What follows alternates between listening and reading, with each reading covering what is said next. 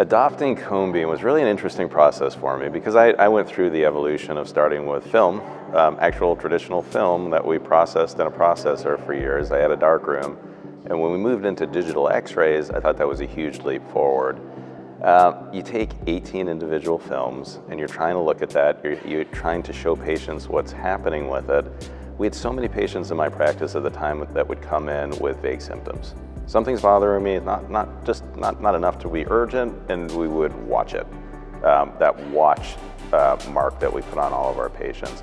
So I kind of got to the point where I want to see more. And when I first started looking into cone beam imaging, it kind of shocked me. The first images that I took, I just couldn't believe the amount of information that I saw with it. And you know, my worry at first with it was, well, it's rather expensive.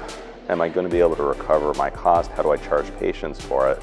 But what I soon discovered was I was seeing so many more things that were available to treat. And what I realized is you can't diagnose what you can't see, and you certainly can't treat what you don't diagnose. And it just becomes critical to be able to see all of that. So just in the amount of information I get, endo retreats, planning implants, seeing caries, seeing fractures, perio, all of that stuff just jumps out at you.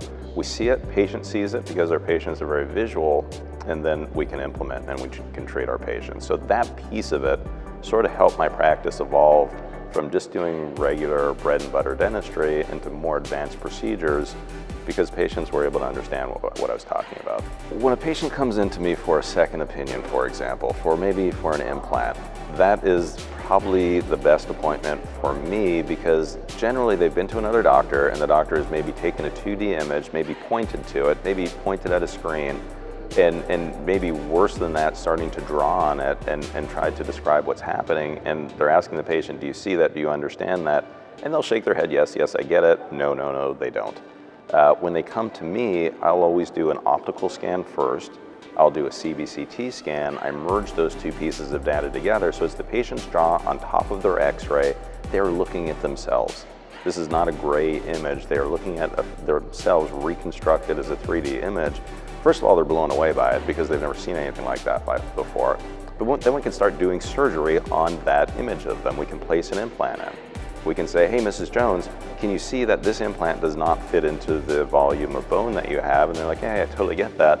Well, good news is we can do grafting. Oh, good, you can build that up. But the entire conversation centers around them seeing their image, me doing my planning, and being able to walk through that, and they understand what's happening when they see that.